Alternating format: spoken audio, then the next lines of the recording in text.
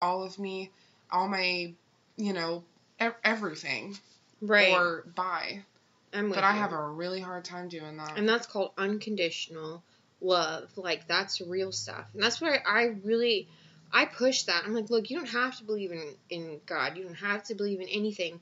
But unconditional love is something that everybody should understand and should have for people. Not everybody, but you should have those people in your life that you choose to give unconditional love to. And that means no matter what they do, you forgive and you love and you support them. And the people that you should give that to, you have to be careful, but it should be your family, as long as the things they're doing aren't detrimental to your life and hurting you. Right. Like my mom and dad, they're not perfect, but they would never hurt me. They would never do anything to hurt me. So, like, I can't get upset about the petty things because I owe them unconditional love. So I choose that, and that's why, no matter what, they'll always have my love.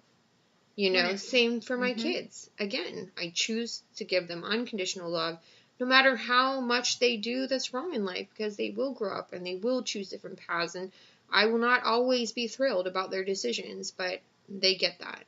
Right. And I think we all look for that one person to share that journey with, and we want to give that to, but it definitely has to be reciprocated. And when I see that it's not, it's like, done. Right. Yep. And that's how it should be. Definitely. Yeah. I mean, I am trying to think of the funniest date that I've ever been on. When something crazy just happens and you just can't stop laughing about it. Either embarrassing. Right. Yeah. Okay, so one time, I really liked this sushi chef. Yeah. Or he wasn't a sushi chef, he was the hibachi chef at this Japanese steakhouse place I was working at. I really liked him. He was so handsome. And so he asked me out to lunch, like on our lunch break. Mm-hmm. So we go to this restaurant, and it was really nice. Like, it was right down the road, so we go eat. And I was wondering, like, he kept lingering, like, behind me. Mm-hmm. And I was like, why is he lingering? Like, it was weird. Like, he wasn't, like rushing out. Like, he would open the door, and instead of just, like, and then being beside me, he kind of walked behind for a while. And I was just like, this is so weird. Really? Yeah. So we get back to work, and a couple of the girls, like, servers are sitting on the front bench, and they're like, oh, how did it go? And he, like, runs inside. And I'm talking, and I'm like, yeah, I'm, like, saying all this, and I turned around, and they were all like, oh, everybody gasps. And they're like, oh my god, Ashley, come with me. They rushed me to the bathroom. My pants had split. Had this really? To my butt. Oh my god. He was, like, covering you? He was like, maybe that's what he was trying to do. I thought it more like he was like, looking? Oh my god. Because he didn't tell me. Why wouldn't you tell me? Maybe he didn't want to, like, embarrass No, and it was like our first. Oh my god. You probably didn't want to embarrass you. Yes. I'm still embarrassed about that to this day. I've had some embarrassing things. Okay, come on, I share. But more of like my first time I lost my virginity.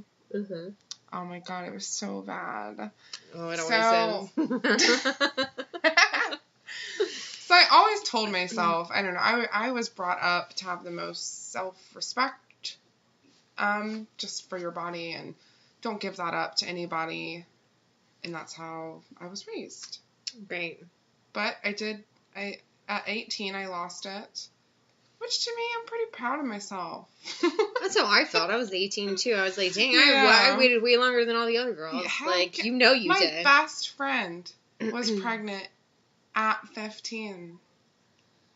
Yeah. That's crazy. And back in high school, it wasn't as common as it is now. So right, that was the day and age when it was really like you saw the pregnant girl in your class, you were like, yes. Whoa, yeah, like she had to transfer schools. We have a school in this area called Bannerman, and it is made for bad kids and pregnant women. Okay, let's send the bad kids there with the pregnant girls. It is awesome. They totally set her up for success. Really? Being in the situation that she was, she graduated a year early. Oh, wow. I mean, it was awesome for her. Right. But anyway, so I lost it at 18 to this loser, of course. Loser. But anyway, so my mom and dad, of course, weren't home. And I had, like, I don't even know what kind of bed it's called, but it's like a super high bed, and there's drawers under the bed. Trundle bed? I don't. It was super I high. think trundle beds have like another bed under them. Well, I'm super tall, but I would literally have to like run and jump on it, and it was like a full size bed. And we're like we're on the bed, and things are like starting to heat up. And he had talked about it a couple times how he was wanting to. And I was, of course, super nervous, but it was kind of like just like the right time. Nobody was home, so I was like, I was like, all right, like I coached myself in my head, you're gonna do this, you know. So things are getting heating up. We're in the bed. He, gets going. Gets going. He was super nice. He, you know, made sure I was okay. Which I don't really know if that's nice or if that's just a thing, but he kept asking me, like, you okay? Aww. You know, like. Yeah. So, made me feel comfortable.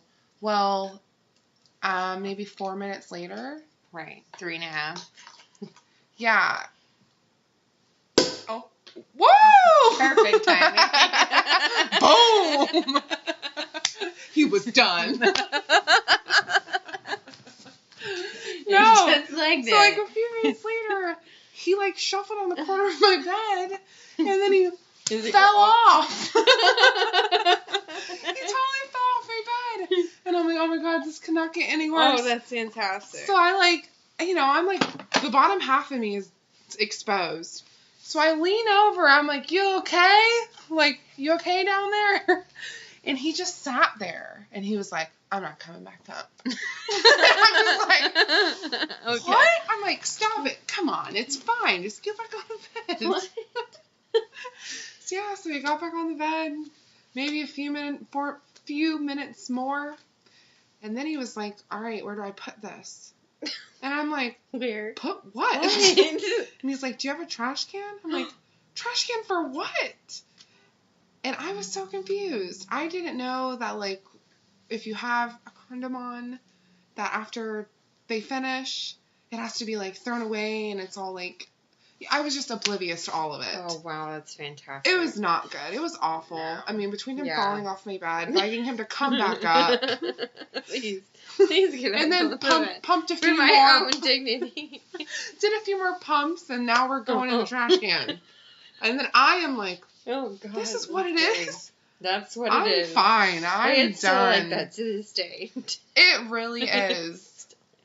It really is. I feel not like, good. why, like, guys get so into themselves, I think, that they don't care if the woman is having a good time. If you just took yourself out of it for a minute and slow down, I think, like, everybody would have fun.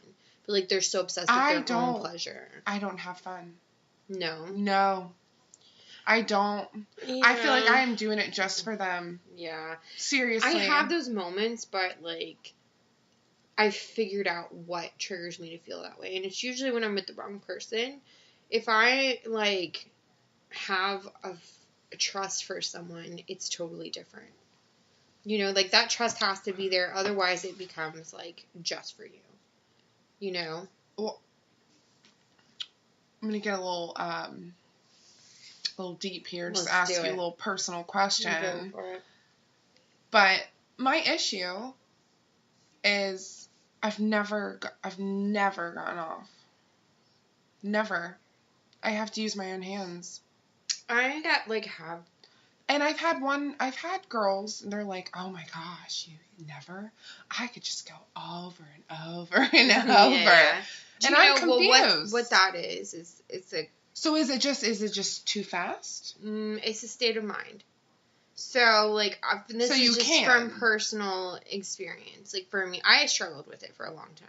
Like, for years and years and years. Because, like, in my family, especially, you know, intercourse outside of marriage was not okay. So I always had such a complex that, like, I could never enjoy myself in that moment. So even when I really wanted to, I couldn't. So, like, that was my problem. I would have to drink a bunch in order to have one. I would have to, like, be so inebriated that I would just relax and I could actually enjoy the experience. Well, you know, after kids and everything, it's just, like, I realized that I enjoy orgasming. And even though I don't want to offend my family, right, you know, I'm going to always do that. And I would love to be in a committed relationship and have that all the time. But, like, I'm not going to not orgasm because I'm too guilty about what I'm doing. Like, am I in a committed... That is the only way I can, is like, myself. I can't tell you how many times I've been inebriated in bed with somebody. Okay, that sounds really bad. Not too many times. But there have been a few times where I've been in that situation, and then I'm like, all right, well, my turn. Like... To me, it's not a thing because I've never experienced it. I feel like if you loved somebody, it would be different. What, do you think me being totally comfortable and then all of a sudden I'm going to be like... Yes. I think that's the difference. It really, for me it is. Like, it was not just me having to, like, accept the fact that I wanted to do it, but it was also trusting the person that I was with. Because, like, I'm also super self-conscious. I'd be like, oh my God, you know... Is this the right time? How do I look? All you're doing is thinking about yourself the whole time. Right. So that anxiety. Is my fat flapping up and down?